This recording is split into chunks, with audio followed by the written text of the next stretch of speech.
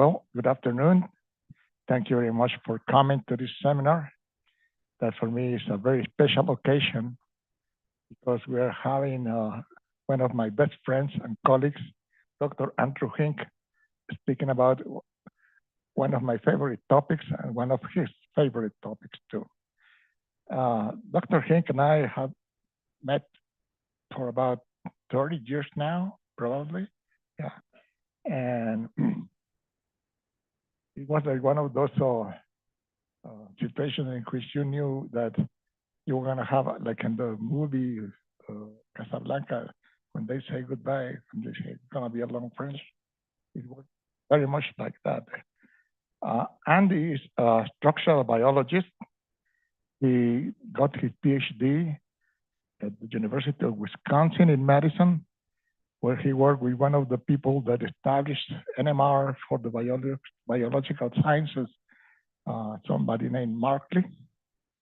And after that, he went to NIH to work on TGF-β in a group that was in those days very enthusiastic about characterizing this new ligand, these new factors. So from that point, he was applying all his structural skills to study TGF-β and all the TGF-β receptors.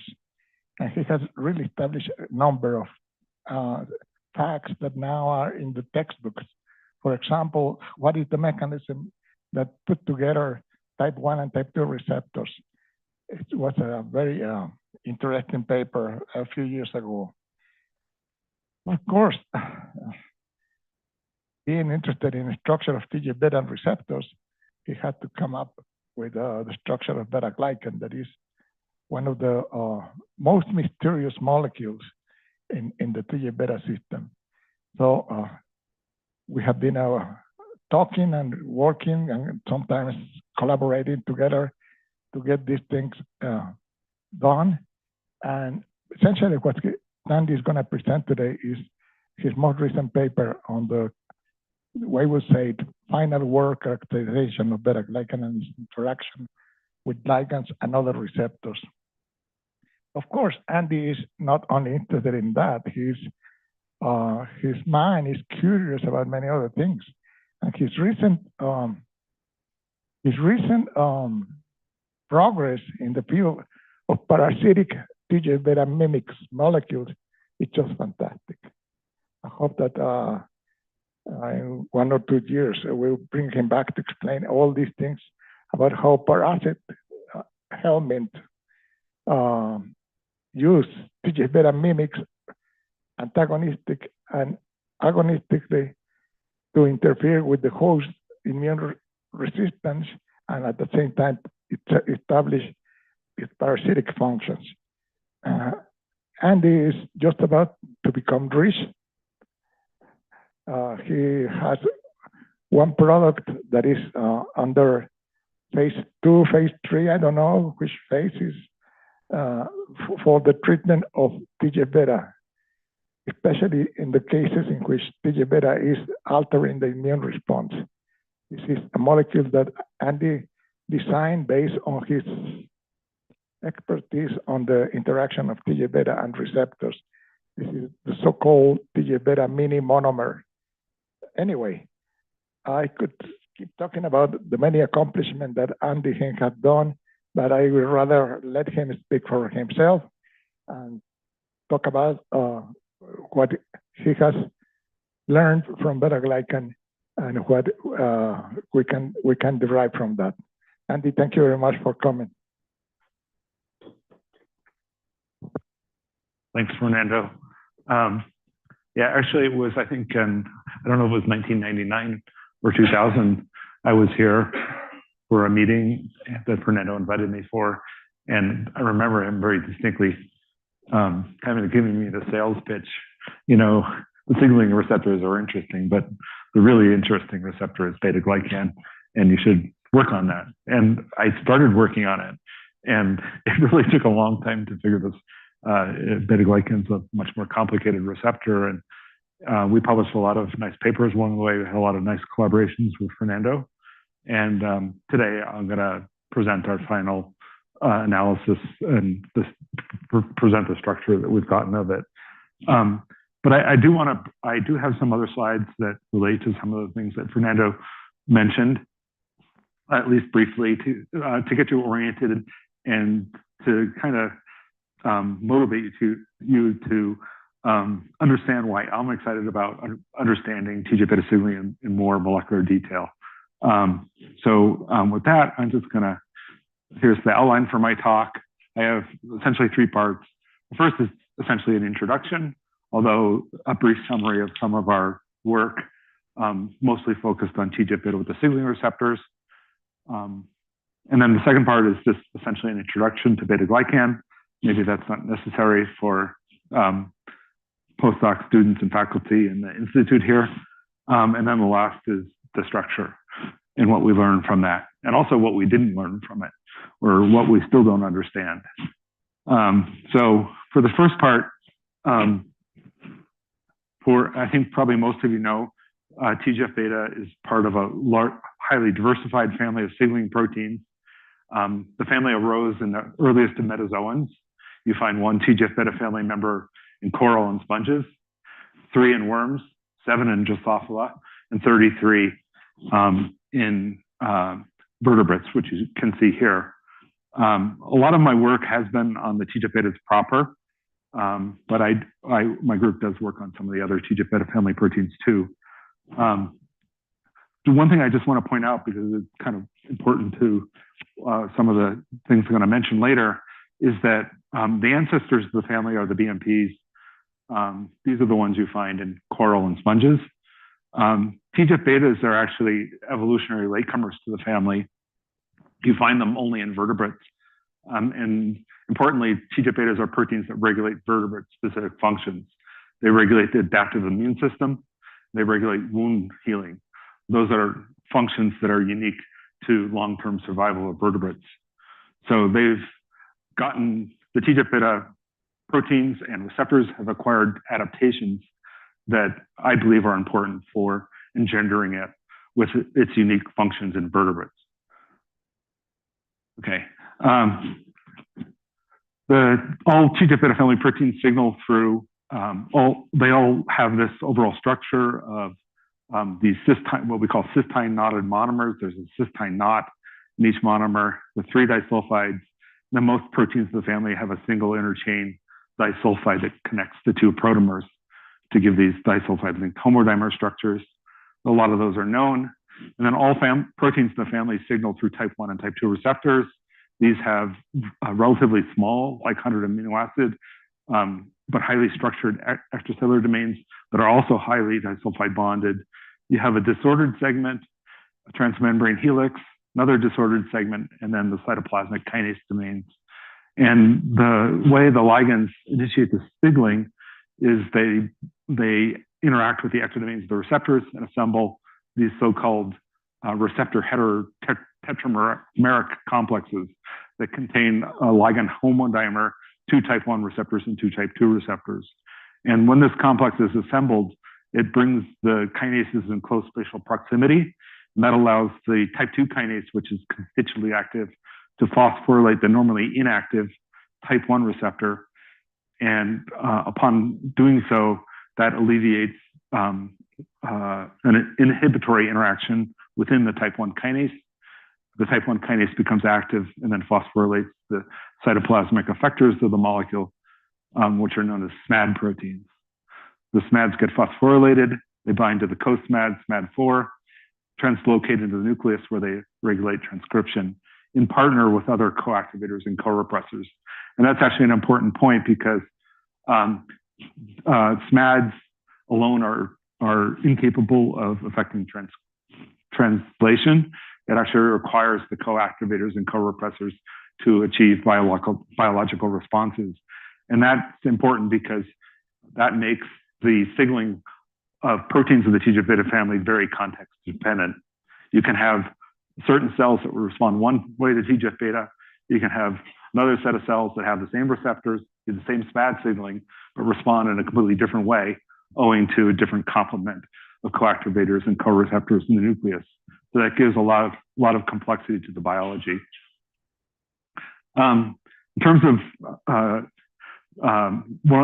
this talk is focused on TGF-beta, so I want to tell you about the function of TGF-beta if you're not already familiar. So TGF-beta is a major anti-inflammatory cytokine of the immune system. It's a very pro-tolerogenic cytokine. It's very immune suppressive over many different classes of immune cells. It's also a major regulator of EMT and extracellular matrix protein synthesis.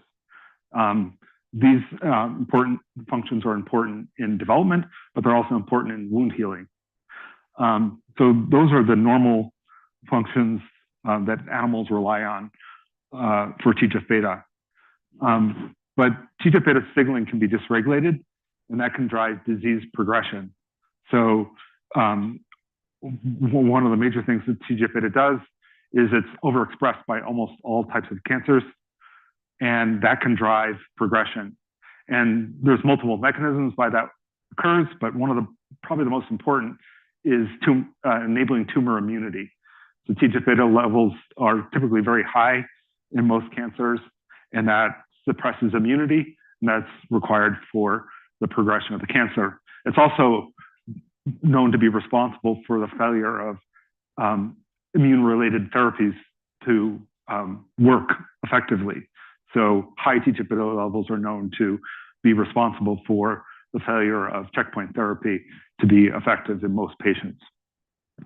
TGF-beta overexpression can also drive progression of fibrotic disorders, so things like idiopathic pulmonary fibrosis and other diseases. And this comes from the pathway being upregulated and then producing a lot of matrix proteins and others that drives disease progression.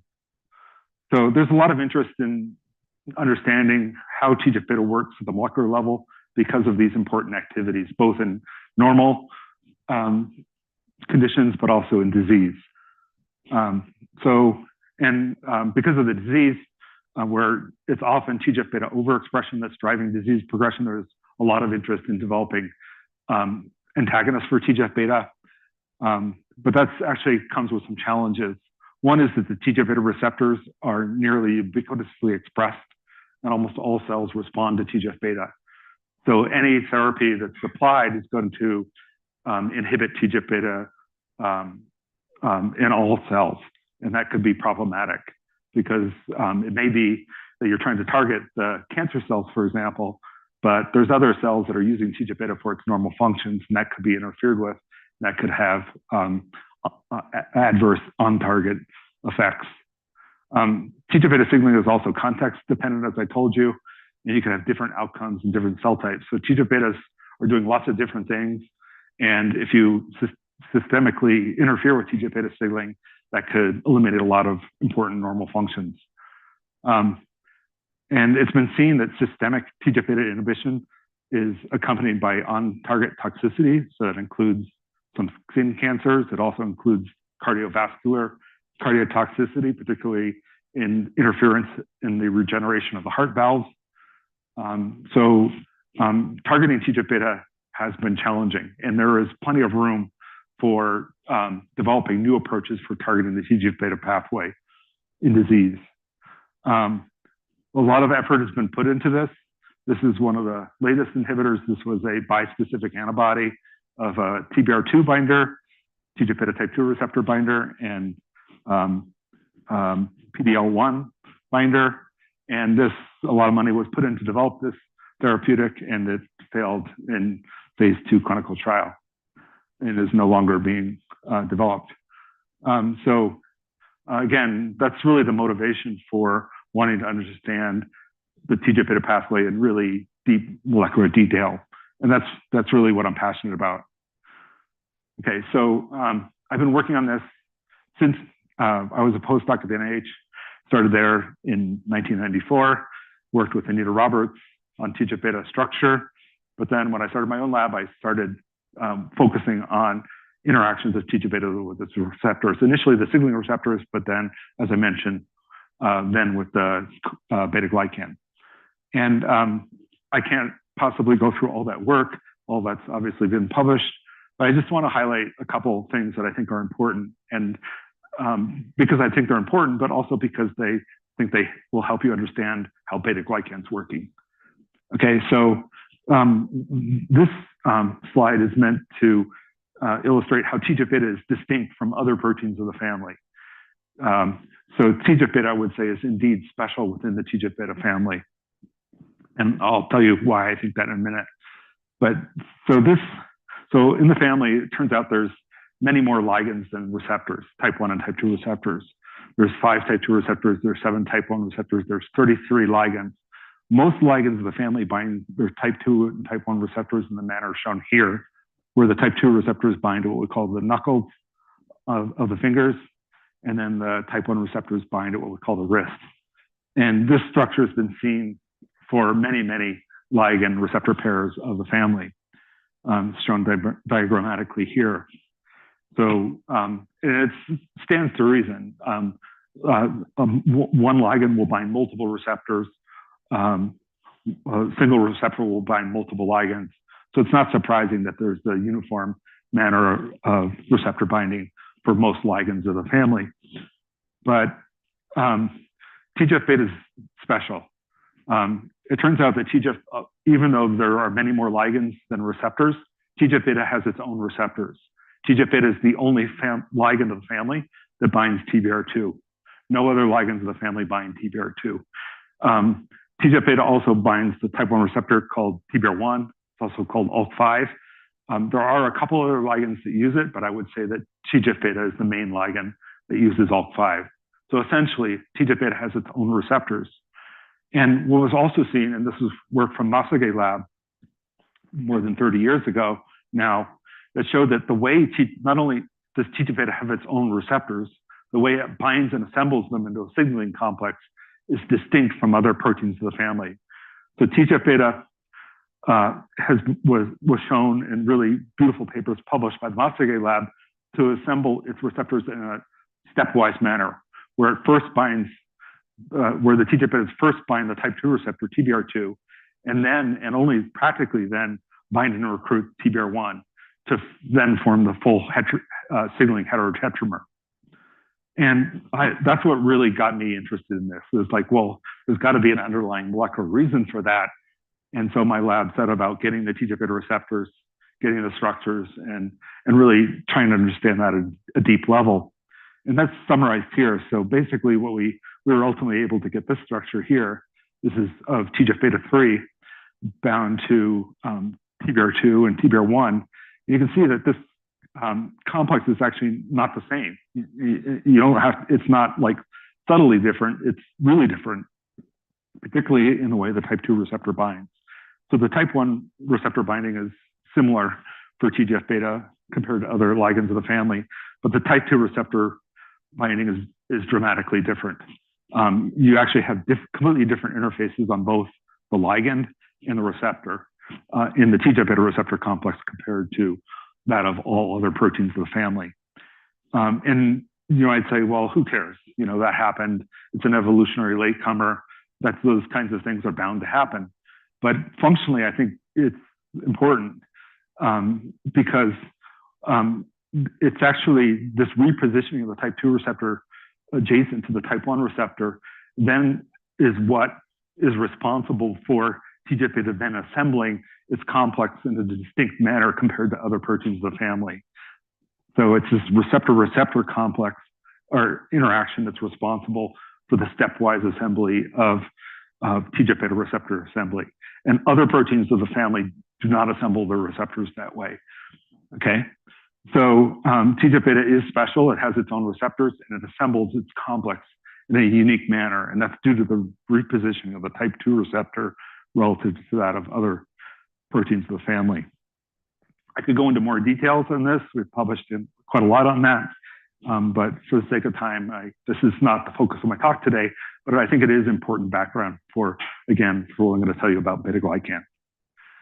It's also important background for this, which is I had the idea that, well, because TGF-beta binds and assembles its receptors in a unique manner compared to other proteins of the family, maybe we can take advantage of that to make an interesting TGF-beta inhibitor.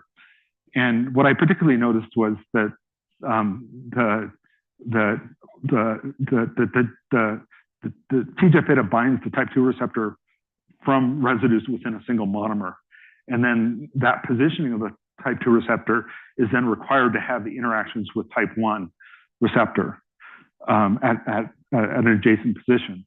So my idea was, well, since the type 1 receptor is binding to TBR2 and across the TGF-β dimer interface, what if we just monomerize TGF-β? We pull away the other monomer, then that monomer should still be able to bind TBR2 just like the native dimer. But because we've essentially destroyed the type 1 receptor binding site by pulling away the other monomer, we're removing like 40% of the interface area. It's just not going to be able to, that monomer of TGF-β will be able to bind TBR2, but then not be able to bind and recruit TBR1.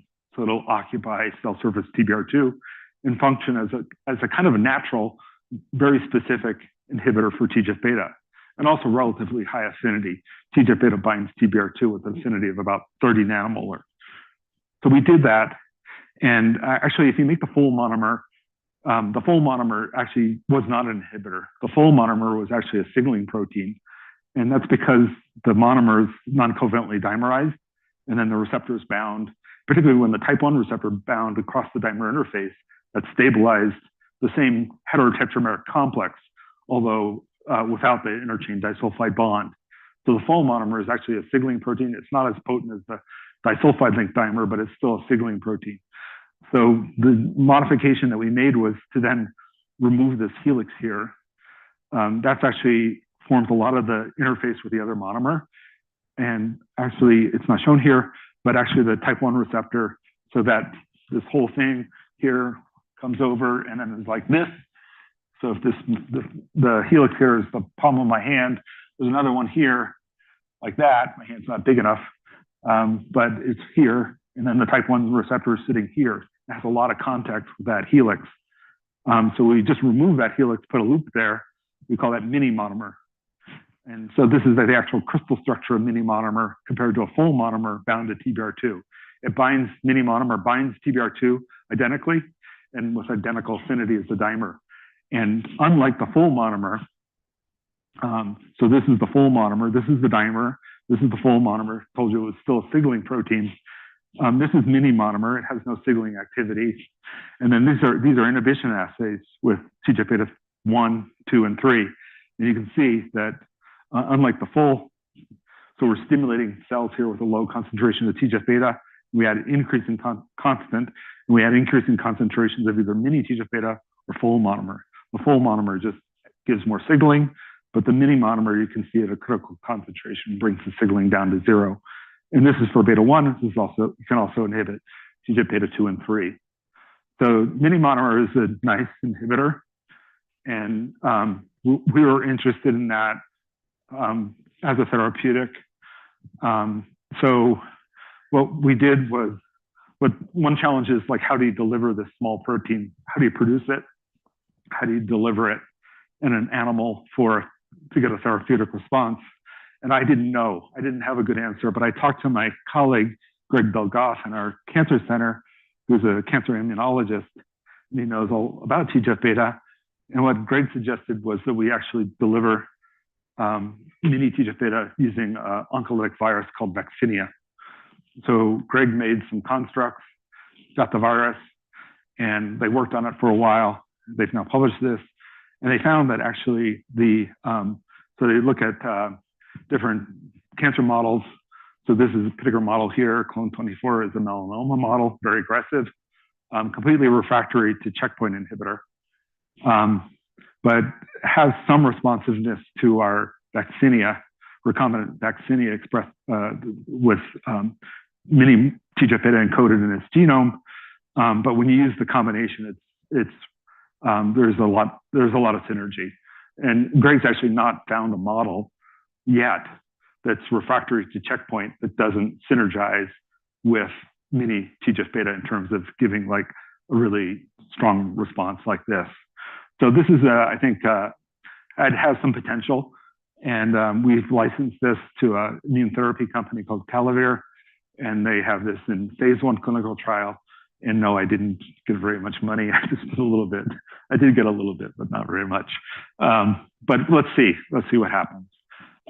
Perhaps this could be broadly useful. Okay, so that's what I work on. And so the reason I went through all this, I hope it wasn't too boring because it's all been published. The reason I went through this is so that you can be, this is why we get the structures. So we can really not only understand the biology better, but possibly do something that's potentially therapeutically impactful. Yes. Directed against what? So this is not a monoclonal, this is not a monoclonal antibody. This is a fragment. Okay, I understand, but the next slide. Here. You go to the PD-1. This is monoclonal antibody. This is the directed against the receptor. Against PD-1, yeah. Yeah, so that's the actual therapeutic. I forget exactly what it's called. How do you explain the potentiation that occurs between the virus? The last one. And the monoclonal antibody. Yeah, so the idea, we don't know. So Greg is really looking to understand the mechanism of how this works so amazingly. But the idea is that the mini TGF-β is going in, inhibiting TGF-β signaling, and then it's alleviating some of the immune suppression in the tumors and the microenvironment. And then there's some infiltration, and then the animals become responsive to checkpoint. It's been shown that most patients are refractory to checkpoint. The reason they're refractory is because their tumors and their microenvironment is immune excluded.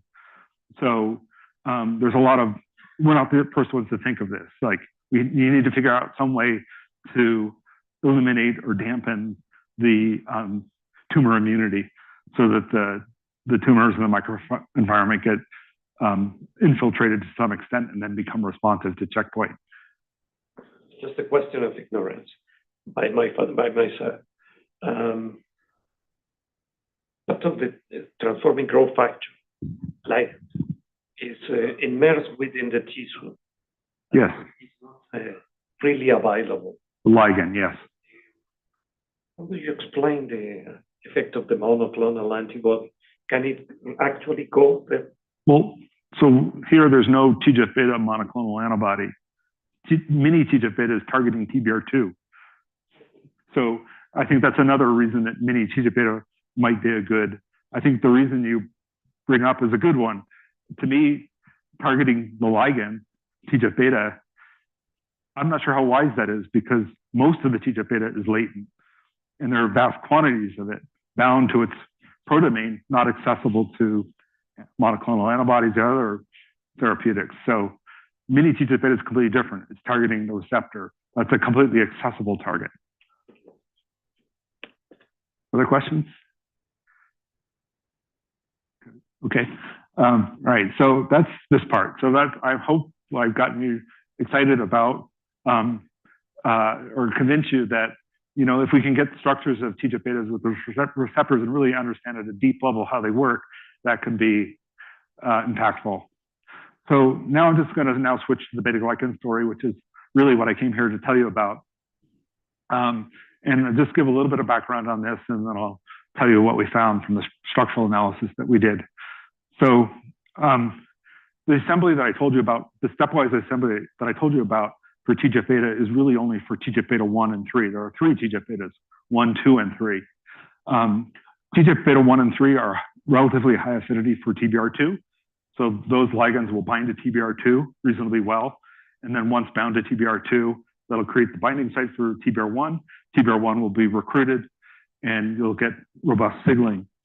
But if you do this with TGF-β 2, the signaling is very modest. And the reason is that TGF-β 2 binds TBR2 about 250-fold more weakly than TGF-β 1 and 3. And you just don't form much of this complex here between TGF-β 2 and TBR2. And if you don't form the complex between the ligand and TBR2, then you don't have the binding site essentially formed for TBR1, and then you cannot form the heterotetramer, and you get little to no signaling. So So how does it work for TGF-β2?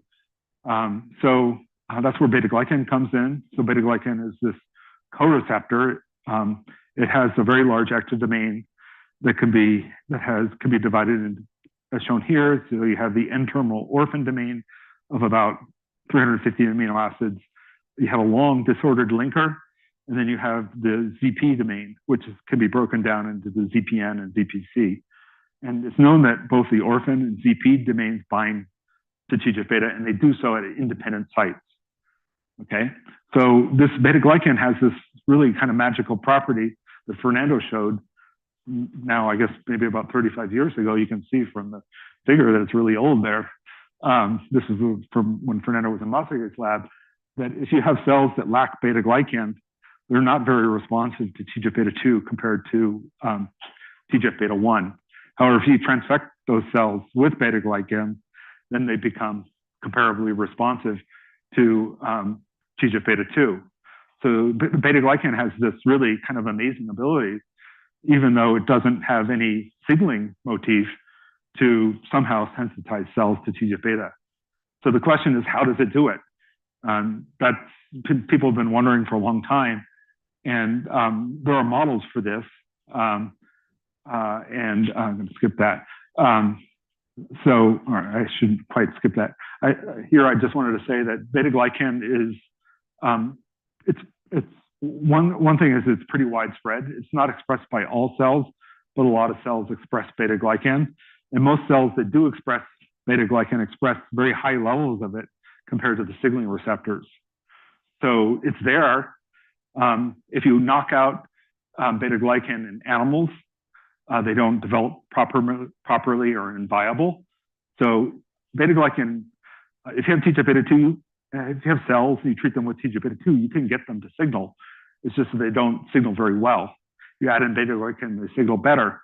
So in cells, betaglycan is not strictly required, but in vivo it is. So how does it work?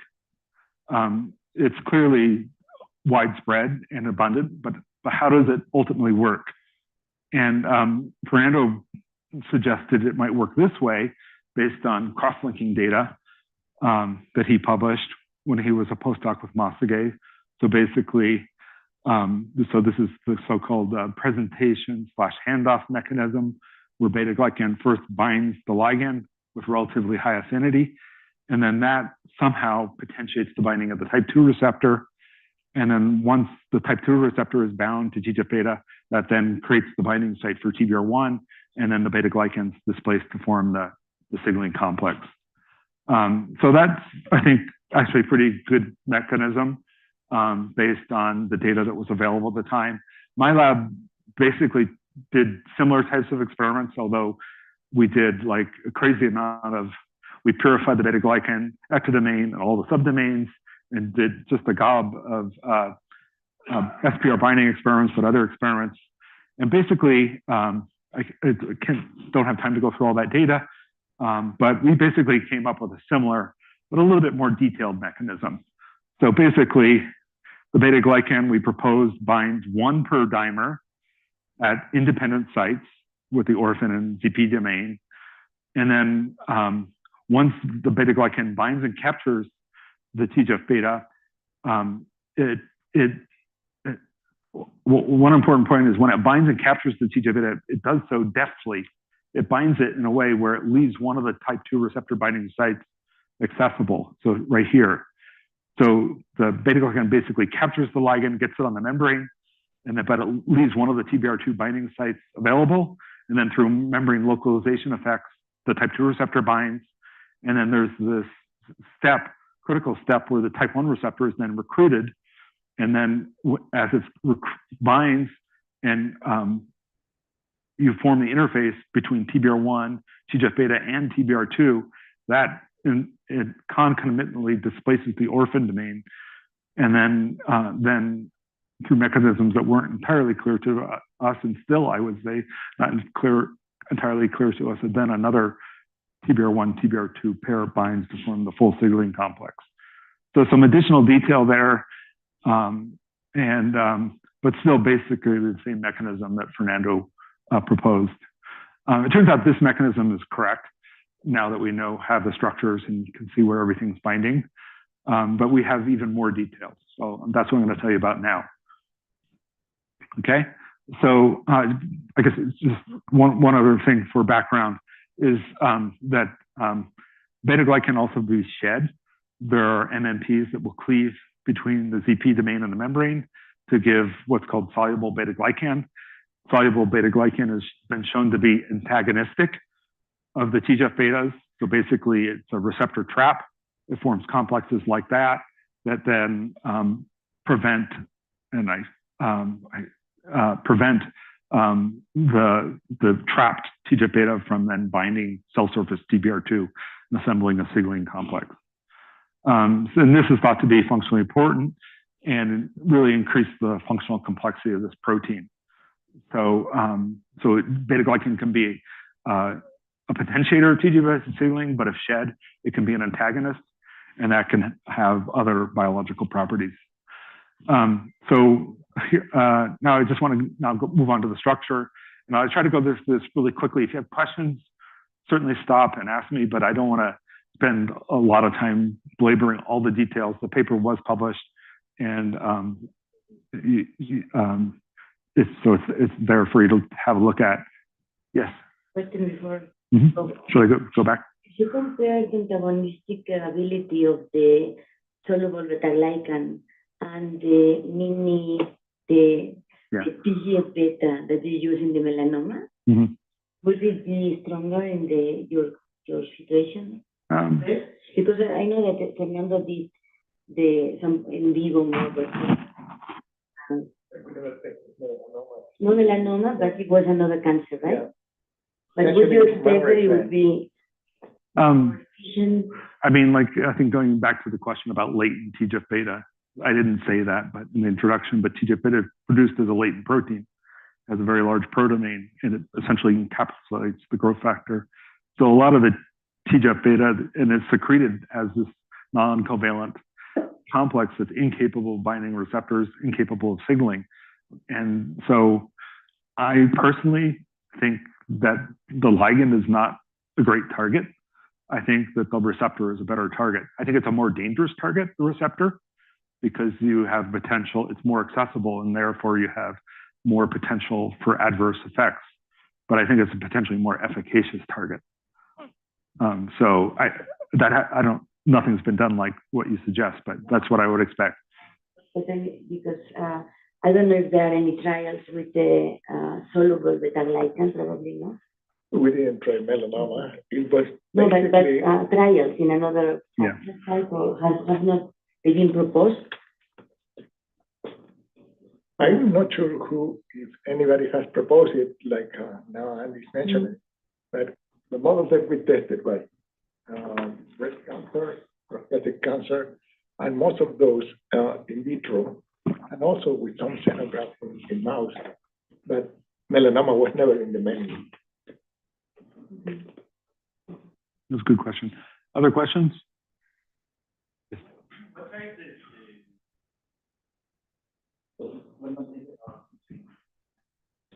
I have no idea. You have to ask the expert. I don't know. I apparently in cancer there can be more shedding, so I guess there's some upregulation of MMPs. But I think Fernando to give a better. He doesn't know either. I think in cancer you can develop a lot of proteases, and that can lead to the shedding. Okay, so I'm going to move on now. So yeah, essentially we're interested in getting the structure of full-length beta-glycan bound to TGF-beta, so we can see more of the details. And so, you know, an obvious thing to do would be get the full-length beta-glycan extracellular domain, which you can do without much trouble, and then make this complex here, and then crystallize it or do cryo-EM. So we didn't try cryo-EM at the time, but we did try to crystallize this. We isolated this complex by SEC. We tried to crystallize it, and it was really a disaster. We put a lot of work into that and got no crystals. Also, this is the SEC profile where we're isolating the complex, just the one-to-one complex. It doesn't actually look that good. So this is the complex here. You can see it on the gel, beta-glycan and TGF-beta, which also have this big aggregate peak here. So this is at the void volume of the column. So there's a lot of aggregate forming. And so we don't know why this didn't work. I think one reason is this linker is 85 residues and disordered. So that's probably not very helpful for crystallization. You could think about shortening that, and we did, but we still couldn't get crystals. But another thing that can happen is this here, because here we want these two domains to bind to the same TGF-beta, form a nice one-to-one complex. But you can imagine this kind of thing happening too. And I suspect that's why this is so big, that you get some of this one-to-one complex, but you also get aggregate. And perhaps over time, the one-to-one complexes that you isolate rearrange and form some of these polymeric species, which would also be not very good for crystallization. So this didn't work. So we switched to a divide and conquer approach. That was motivated by the fact that we knew that the orphan and ZPC domains are binding at independent sites. So it would seem like a valid thing to do to get structures of TGF-beta with orphan, TGF-beta with ZPC, and that should be reflective of how those domains are bound in the context of full betaglycan.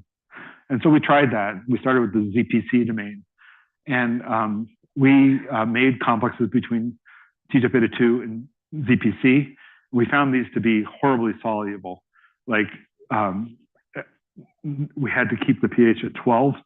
And then when we set up crystallization trays, even at very low concentrations, pretty much every drop was precipitated. And that's not good for crystallization.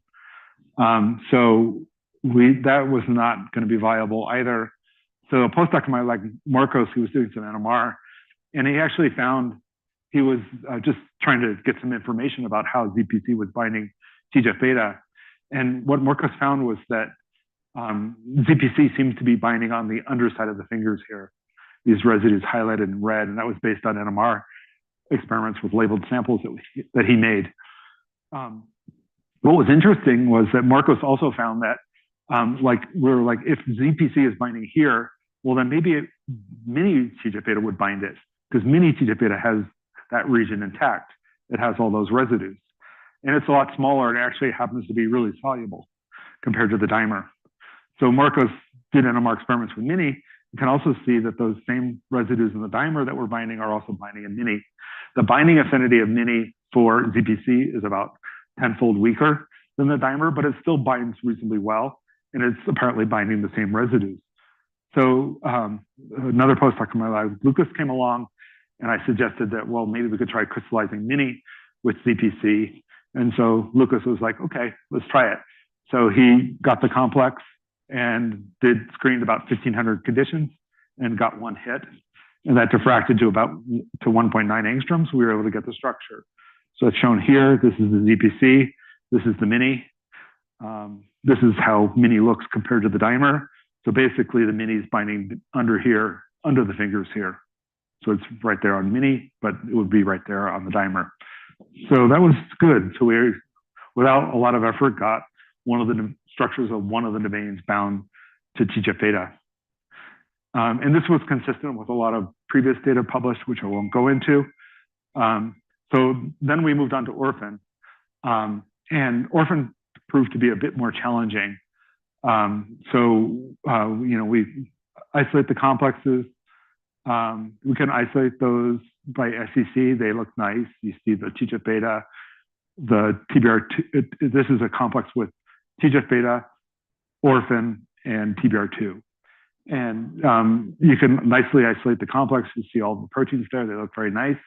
And then we did some cryo-EM. We tried to crystallize this, couldn't get crystals. Then we took a look at it by cryo-EM. It looked like this. And I was kind of skeptical, but Lucas was pretty confident after staring at this for many weeks that this is, even though this density looks horrible, really, but that's where the domains were bound. So he thought that this was the orphan. This is the long axis of TGF-beta, and then one bound TBR2 was here and the other was down there.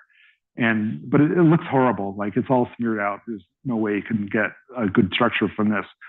So we scratched our head for a long time trying to understand, like, well, why does this look so lousy?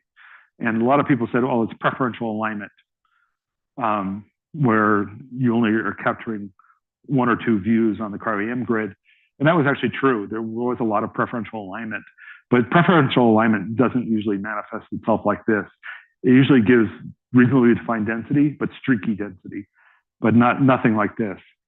So we were really scratching our heads. And then I just remember, I'm like, well, which ligand did you use for that complex, Lucas?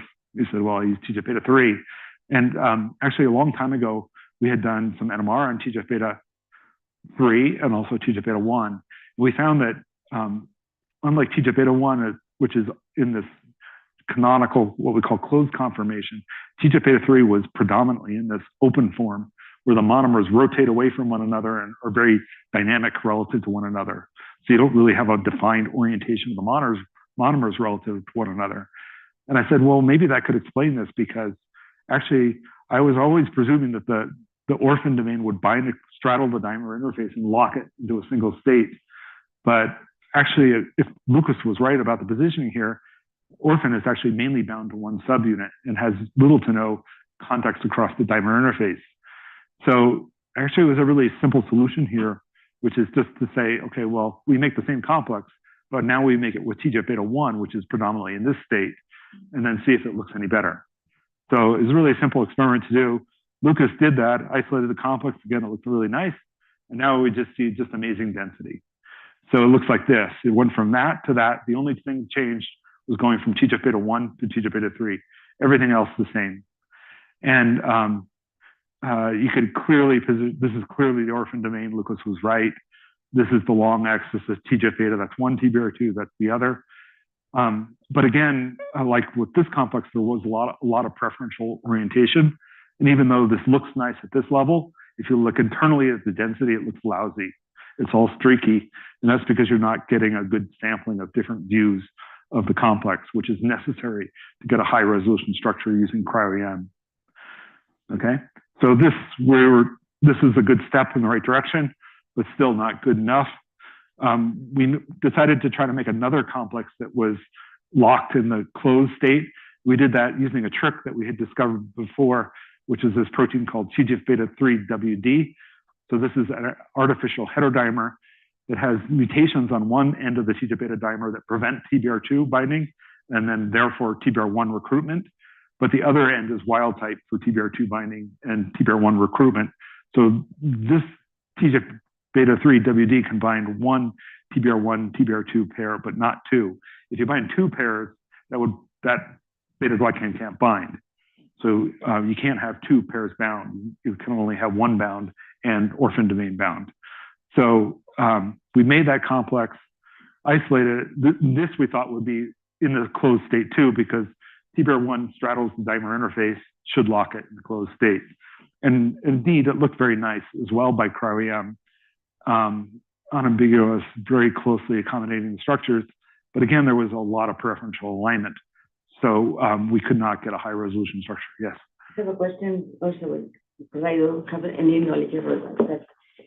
If you compare the affinity of each TGF-β1, 2, 3, 4 betaglycan, like in a diapole and case, do you see differences? Not really. It's slightly preferential for TGF-β2, but it's light. So yeah, it's a good question, because here we're just kind of willy-nilly using beta-1, beta-2, beta-3. It really, from our perspective, it really doesn't matter that much. They're all about the same affinity. Okay, so again, we're kind of stuck. So, but then Lucas had the idea, well, maybe with one of these rigid complexes, either the previous one or this one, even though the cryo-EM, we have this technical problem of preferential alignment, maybe they will crystallize. So we tried crystallizing both the previous one I showed you, as well as this one here. And this one, we were able to get crystals. It was a 3-angstrom structure. And, you know, this is like overall the same as the cryo-EM structure, but the density is well defined, and we can now make a good model based on the density. So here we're then able to get the structure of TGF-β bound to the orphan domain. And so you might, you know, I explained and justified why we use this divide and conquer approach. I think it was reasonable, but you still might say, well, you're just talking. You need to actually show that it's the same. So we did that. We went back to the this kind of lousy complex of full-length beta-glycan with TGF-beta, in this case with TGF-beta1, and we were able to get, we looked at it now not by, we looked at it by cryo instead of trying to crystallize it, and we could get a low resolution structure, which is shown here. This is the density for our structure of this complex that we got. And one thing to note, it's only about 7 angstroms, and we're using a very low fraction of the particles. So we're only using about 2% of the particles. For those other structures that I showed you that look well defined, we were using about 40% of the particles. So here on these cryo-EM grids, most of the particles are just garbage, misfolded protein, aggregated protein, polymeric complexes, whatever. It's just not good stuff. But there is some in there, and it has this structure. And this structure turns out to be spot on with the structure that you would presume or build based from the 2 component structures. So this is very good evidence that from the component structures, that's an accurate depiction of how full-length beta-glycan binds to TGF-beta. So then we're interested in some functional things. One functional question was, what's the specificity of beta-glycan, and how does it achieve that specificity? Beta-glycan was traditionally viewed as a TGF-beta binding protein, TGF-beta 1, 2, and 3, and also binding another protein of the family called inhibin. But some other groups published that it might be binding BMP2, BMP4, BMP7, activin. And we were actually skeptical and had some data showing that that probably wasn't true. But we wanted to look at that in more detail again. So Lucas came up with this fluorescence assay in live cells. They were Hackett cells. So he made snap-tagged, N-terminally snap-tagged beta-glycan labeled with this synthetic dye. And then he labeled TGF-beta with a synthetic dye, and then looked for co-localization at high resolution. So single molecule type optical methods. And you could see that the TGF-beta and the snap-tagged beta-glycan co-localized very nicely. And then, so this is labeled TGF-beta2. If you add increasing high concentrations of unlabeled TGF-beta1, beta2, or beta3, that can compete down the co-localization, showing that beta-glycan on the cell surface can bind all 3 TGF-betas.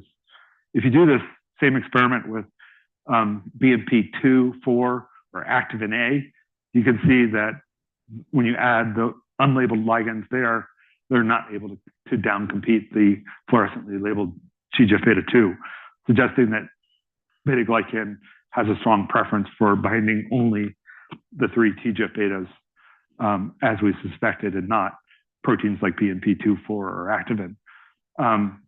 It's actually kind of resource intensive to test all the ligands of a family. We wanted to do that, but instead of doing that, we used AlphaFold.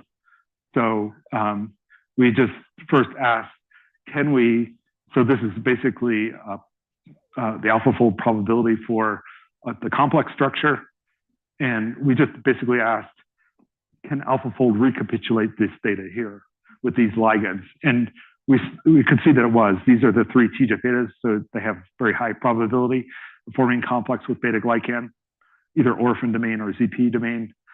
You can see in most other ligands, the family don't, except for inhibin A, which has a low probability of binding to the ZPC domain. It's only known that only the ZPC domain of inhibin it's known that only the ZPC domain of beta-glycan is responsible for binding inhibin. So computationally, at least, and then we looked at all the proteins of the family using AlphaFold, and we could see that indeed the 3 TGF-betas seem to be the main ligands. Inhibin seems to be another ligand, but only for the ZPC domain. Yes. How the affinity of the bone morphogenetic factors as compared to TGF? For beta-glycan? I think the relative affinity is very different. Beta-glycan, as far as we know, does not bind, has no affinity for, No effect. no affinity as far as we can tell. there was some affinities claimed based on SPR studies by other groups. We tried to repeat that, and that was artifactual binding. Structurally, do they show some similarity or? Of course, the BMP structures are very, very similar to TGF-β inhibin, yet they don't bind. And I'll show you from the structure, we think we maybe have found the residues that are responsible for TGF-β uniquely binding beta-glycan. Okay, so yeah, so I'm almost done here. These are good questions. So we basically went into these now that we had the structures, we went in and interrogated the interfaces, making mutations on both the ligand side and the beta-glycan side. And we could find, this is the ZPC interface. You could see here 2 residues, NAD2 and isoleucine 161, which are shown here. And they're like spot on the middle of the interface, like dead in the middle of the interface. You would predict that they make important interactions. And then these are some of the TGF-β residues that were also strongly perturbed when we mutated them. They're also dead in the center of the interface. So the residues that you would think, based on our structure, are important. And it's not shown here, but it turns out this residue, isoleucine 92 and glutamate 99, they're conserved in the 3 TGF-βs, but they're completely different in other proteins of the family. And when I mean completely different, like this glutamate is most often changed to a basic residue, and this isoleucine is changed to a charged residue. So all other proteins of the family, they have residues that are completely different. So these are, beta-glycan is apparently honing in on these residues and recognizing them, and that's one of the things that determines the specificity. We see a similar thing with the orphan domain. So now we're honing in on the orphan domain interface, and we made mutations in throughout that interface. The way the orphan domain binds is the orphan domain has kind of 2 lobes, as you might have noticed by now, and those 2 lobes hang over one of the fingers of TGF-β. And then so you have contacts on one side of the fingers and then contacts on the other side of the fingers. That's what's shown here. You make mutations in any of those residues on the beta-glycan that are contacting TGF-β on either side of the fingers, and it's very, very disruptive. But where does the specificity come from? We didn't initially know, but when we did, we tried to make mutations in TGF-β. We noticed that there's quite a lot of polar and charged residues on the edge of this finger, so beta-glycan is basically sitting on top of here, has hydrophobic contacts here, hydrophobic contacts on the backside, but this is quite polar and charged. So we tried to make mutations here, but all of these mutations caused the TGF-β not to fold. When we purified the TGF-β, it was clearly non-native, so we couldn't experimentally evaluate that. So we turned back to AlphaFold, and we did the same type of analysis to get some confidence of how well different mutants were binding. And we could see that when you make mutations in here, none of them really perturb strongly, but they all perturb a little bit. And if you combine them, then you have quite a bit stronger perturbation. So we believe this is a little bit fuzzy, I would say, but we think it's this edge here that the orphan domain's recognizing that gives it its specificity for TGF-βs. This string of polar and charged residues is quite unique to TGF-βs. It's not found in other ligands of the family. Okay, and so that's just the last thing here. And before I completely bore your socks off, this is the last thing is that we found that the orphan domain directly contacts TBR2. We had actually published data before showing that when orphan domain binds to TGF-β2, it can potentiate TBR2 binding by about 8-fold. And we didn't know what the reason for that was, whether it was allosteric or direct receptor-receptor contact. The structures actually that I was showing you so far were all done with zebrafish orphan domain, not rat. So Lucas then went to now get, I'm sorry, I forgot to say, this potentiation that we had seen before was with rat orphan domain. But then Lucas So orphan domain potentiating the binding of TBR2. But when Lucas went to repeat that with zebrafish orphan domain, he saw no potentiation. So that kind of suggested, well, maybe there's something different about zebrafish and rat orphan domain in terms of the way they're interacting. Maybe one has a contact with TBR2, the other doesn't. And actually, when Lucas ultimately got the structure, so all the structures before were zebrafish, now he got the rat. You can see that this loop right here, this is the type 2 receptor, and this loop is right here. You can see it extends further out in rat orphan compared to zebrafish, and then that makes a contact with TBR2. And then when Lucas mutated that phenylalanine or tyrosine 248, then you could see attenuation of the potentiation of binding of orphan on TBR2. So there is actually, like the TGF-beta, TBR1, TBR2 complex, there actually is some direct receptor contact between rat orphan domain and TBR2 that we think could help to enable the potentiation of TBR2 binding and recruitment by beta-glycan. So that's all our data. That's what we found experimentally. And then we come back to this model. This is, again, basically the same model that I've now shown you twice, but again, now with more detail. Now we have the actual structures. The structures validate completely the model that we had before with the two domains binding at independent sites. So the way it works is that beta-glycan is basically a bivalent protein. It binds TGF-beta at two independent sites, and it's very good at binding TGF-beta with high affinity and then essentially capturing the TGF-beta, concentrating it on the cell surface. But again, when beta-glycan binds TGF-beta, it binds it in such a way that the binding site for one of the TBR2 binding sites, this one right here, is accessible. So then you have the TGF-beta captured on the membrane, bound to beta-glycan. Then by membrane localization effects and by this direct receptor contact that I just mentioned, TBR2 is then favored to bind. And then the next step is the handoff. So once TBR2 is bound to TGF-beta, that creates the binding site for TBR1. TBR1 comes in. TBR1 binds with very, very high affinity to the TBR2 TGF-beta complex. That affinity of TBR1 for TBR2 TGF-beta complex is actually quite a bit higher than orphan domain for TGF-beta. So it makes thermodynamic sense that when TBR1 is recruited, that then displaces the orphan domain. And it also stabilizes the bound TBR2. And then you have, at this point, the beta-glycan kind of hanging on by its dear life by only the ZPC domain, which is actually lower affinity than the orphan domain. And then we don't know exactly how it happens, but then we think that second, the ZPC domain is then displaced by a second pair of TBR1 and TBR2 to form the full signaling heterotetramer. This partial complex with one TBR1-2 we've shown to be able to signal, although its signaling amplitude is lower than the full heterotetramer. So we kind of favor that this is the signaling species, but it's possible that this is also signaling.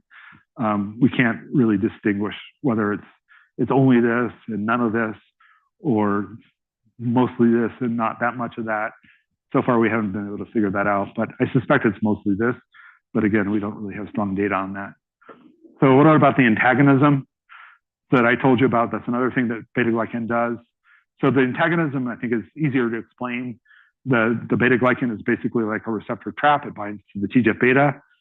And for TGF-beta2 that binds TBR2 weakly, even though there's an accessible TBR2 binding site, because TGF-beta2 binds TBR2 weakly, probably you don't then form a complex that can then recruit TBR1. So that's probably why the soluble beta-glycan is an inhibitor for TGF-beta2. Why soluble beta-glycan is an inhibitor for TGF-beta1 and 3, I honestly don't understand, because as I said, when beta-glycan binds TGF-beta, leaves the TBR2 binding site accessible. And then you also have this direct receptor contact between orphan domain and TBR2. So you would actually think TGF-beta1 and 3 bind TBR2 with reasonably good affinity. So altogether, I would think that this complex then binds to, if it's TGF-beta 1 and 3, binds to TBR2, and then TBR1 is recruited, and then the orphan is displaced, and then it actually signals. But apparently, experimentally, soluble beta-glycan is also an inhibitor, not just for TGF-beta 2, but also for beta 1 and beta 3. So that's something that I think is still a little bit unclear. So these are my conclusions. I'm not going to read through them because there are things that I just told you. Hopefully my summary was clear. Does anybody have questions at this point? If not, my last thing is just the acknowledgements. Yes. Go back a couple of slides. Okay. In the last complex, Mhm. have a very strong signal. Yes. It used to be two transforming growth factor receptors too. Is that a complex or is just a receptor? I'm sorry, I didn't quite hear. You said there were two what? Or, Two TBR2s? that's correct. Yeah, so this is the regular heterotetramer. It's So you have the TGF-beta homodimer binds two TBR2s and two TBR1s.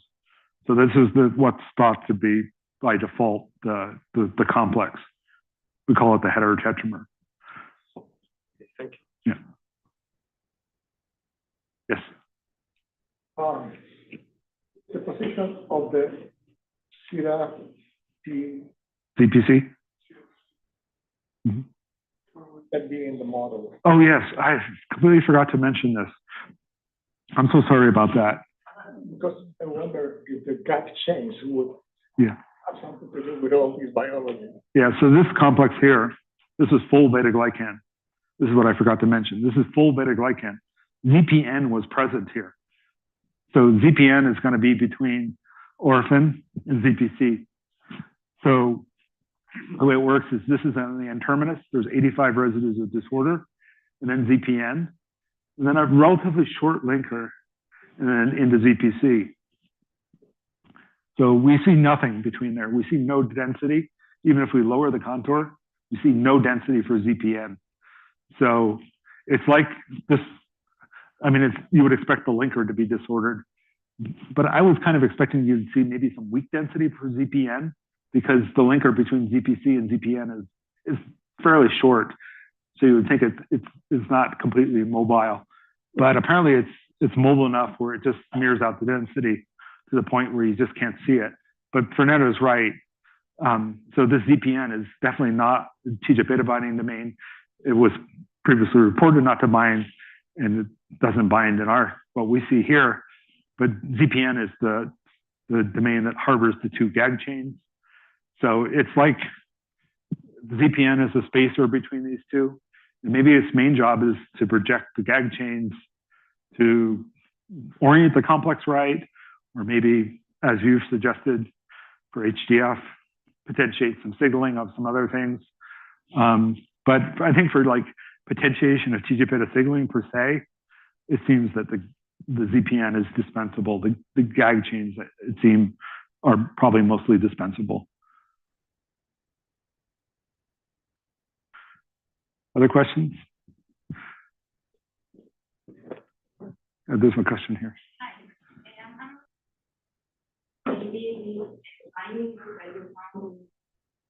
Mm-hmm. Mm-hmm. Inhibitor, like a peptide-based inhibitor. Yeah, I think that's a possibility. And I didn't mention that because, again, that's too much stuff. Actually, there is a peptide-based inhibitor from beta-glycan called desideride, developed by a company in Spain. That's from the ZPC domain. Actually, it's right here. It's a peptide based on this helix here. So they developed this. It went all the way to phase 3 trial. I don't know. I haven't heard much of it recently. We actually got the peptide and measured the binding affinity. It was really modest. And then we wrote to those guys in Spain and said, well, you know, we got the structure. We can see where the peptide's binding. And we said, but we see it's binding really weakly. They said, yeah, we're not sure that it's actually working by binding to TGF-beta and functioning as a competitive inhibitor. we actually think it may be doing some other things. So it's not actually working the way you might expect. But perhaps not surprisingly, because it was in our hands that we could barely detect the binding. This helix here, actually, I didn't say that either. This helix is normally, if you have the ZPC domain alone, this helix is normally disordered. This helix only forms when the ZPC binds to TGF-β. So it's like kind of a random peptide. It doesn't really have the right conformation. And so I think you wouldn't expect it to bind very well. It doesn't. So, but yeah, so that kind of thing is possible based on these structures. But for that one I just told you about, it doesn't seem very like it's quite working the way you would think. Maybe the one you suggest would. We have thought about making that peptide and seeing if it was antagonistic.